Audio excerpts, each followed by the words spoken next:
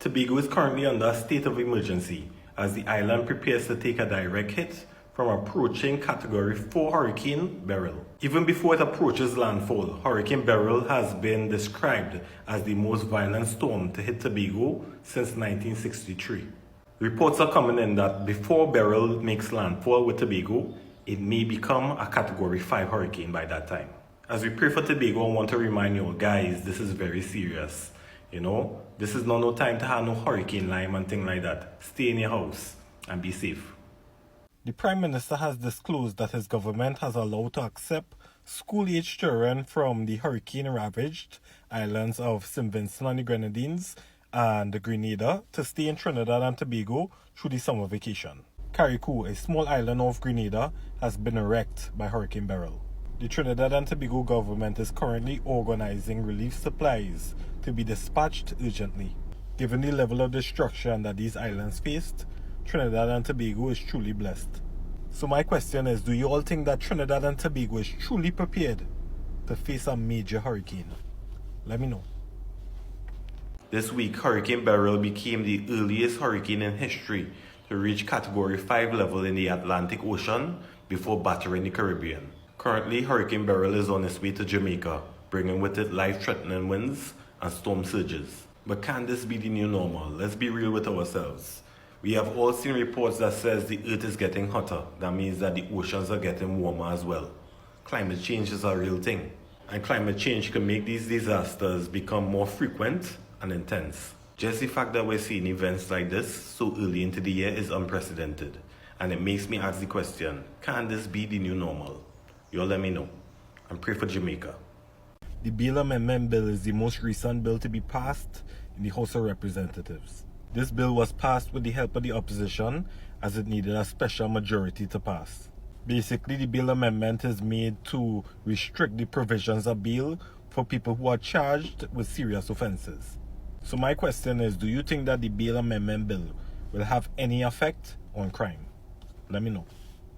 According to the Prime Minister, Dr. Keith Rowley, there were guns galore under the tenure of former Police Commissioner Gary Griffith, where housewives were issued weapons and people with criminal charges as well. Approximately 100 weapons that were legally possessed were used in criminal activities. The Prime Minister goes on to state that 30 firearms that were brought into the country by firearm dealers were found in use by non-FUL holders. The Prime Minister goes on to state that there are some families with 25 weapons, and in one particular case, there is 33 weapons within a particular household. He goes on to state that over 20 police officers are before the court for firearm-related offences. Now, I understand where the Prime Minister is coming from, right? Yes, FUL was corrupt, and a lot of people took advantage of the system, right? And we're paying for it right now. But I really want the Prime Minister to start to focus on ground level, because there are a lot more illegal guns on the streets than there are legal guns on the streets. Listen, growing up listening to the news, I used to hear stories about Rowley. They used to call him the Rottweiler. And I used to think that this man will be very hard on crime. But he just turned out to be like a pump peg barking behind a gate. Nothing is ever being done to focus on crime on a ground level, right?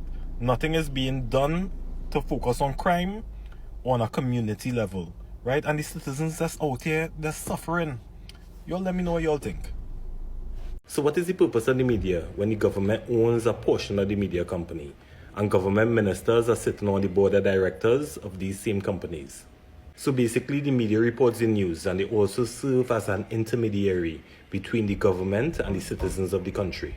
Because I've said it before and I'll say it again, government ministers call the newsroom and speak to the head of news when they do not like the way how journalists phrase questions to them and they are portrayed in a bad way. So what will happen now when they have ownership and they are sitting on the board of directors? What is press freedom anymore? The thing is, journalism is a public good, and a public good should be publicly funded. So asking you all this question, do you all think that the government should have directors on the One Caribbean Media Board, Express, TV6, all those other radio stations that fall under that umbrella? Do you all think that they should have directors on the board? Let me know. Police are currently investigating an incident in which a police officer allegedly lost his gun. Now I want you all to really listen to this fantasy novel that this police officer told. Around 1:30 a.m., the officer was at Eatings Recreational Club when he started to feel unwell. He then stepped outside the club to get some fresh air. The officer then told police that he slipped on the pavement and lost consciousness. Upon regaining consciousness, the officer realized that his firearm and 10 rounds of 9mm ammunition was missing. Now, who am I to say that this officer is lying? But these are some unfortunate circumstances that this officer has found himself in. I ain't gonna lie, it's very convenient that the officer was sick and walk out the club, slip on the pavement and end up losing his firearm. That should be the first thing that officers learn in the police academy. Protect your firearm. So y'all let me know, does this story sound like an award-winning fantasy novella? Or has this officer truly fallen on such unfortunate circumstances that he would actually lose his firearm? Y'all let me know. The Resistance Gang is regarded as one of the most vicious gangs in Trinidad and Tobago, and the dishonest police officers have facilitated the bloody reign of the Resistance Gang along the East-West corridor, with crimes such as murder, kidnapping, robberies and extortion released on the community.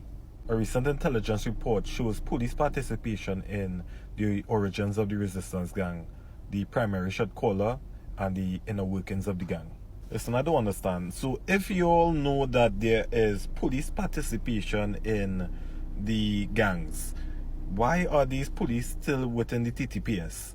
You know, they shouldn't even be in jail. They should be under the jail. Because let's be honest, it have nothing worse than a man that break his oath to serve and protect. You know, bad man will be bad man at the end of the day, you know. A bad man go want to sell drugs, he want to be a bad man, he want to tote guns. But a police should know better. A police took an oath to serve and protect. And if you fail us in that aspect, you should be under the jail. Why are they still a part of the TTPS? Y'all let me know. And y'all also let me know, what do y'all think should be the penalty, the punishment for a crooked police officer? A police officer found breaking his oath. Right? Y'all let me know what y'all think should be the punishment for a crooked police officer. Let me know. The Bail Amendment Bill is the most recent bill to be passed in the House of Representatives. This bill was passed with the help of the opposition as it needed a special majority to pass. What the Bail Amendment does, the Bail Amendment is expected to restrict the provision of bail for people charged with serious offenses. So my question is, do you think the Bail Amendment Bill will have any effect on crime? Let me know.